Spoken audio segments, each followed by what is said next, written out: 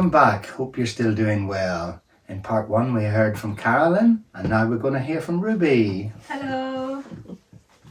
So I feel very blessed that we've had two artworks commissioned for this book.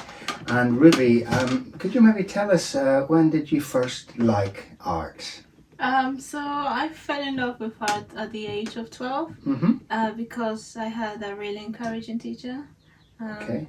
And she pretty much made me fall in love with the process and all kind of paints and ink and yeah.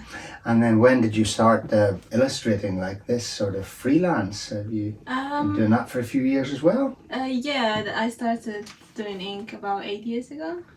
Okay. And it's a process I do. I like to illustrate animals. I also like to do still life and all kinds of subjects really. Okay. And then how did you get involved in this project? Well, you're a family friend. Yes. Because I love Nicole and Annette. And I was really interested in getting involved with like a nature/animal book. Yeah. It's like really educational to people out there. Yeah. I think. They did actually recommend you. That was quite a good coincidence for me. But with regard to this, because we had to speak a lot about each of the stories, have you got one particular favourite we could talk about today? Well, yeah, I particularly like the chimpanzee drawing. Yes.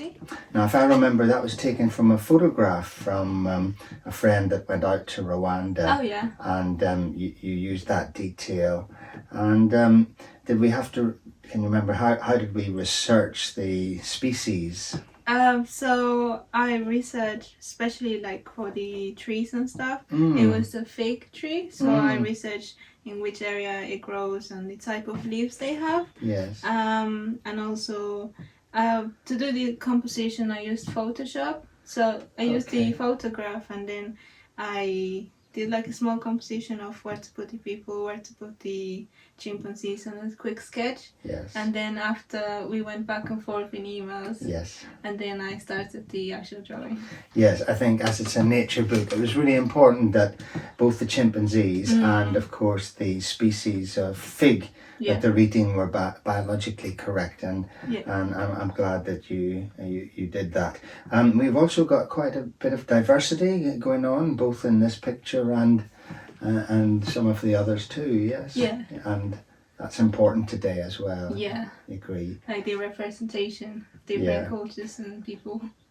Good. I think I'm very glad that you came on board with the project with Carolyn, the cover artist. And have you enjoyed the process, would you say? Yeah, 100%. Okay. It's been such a journey.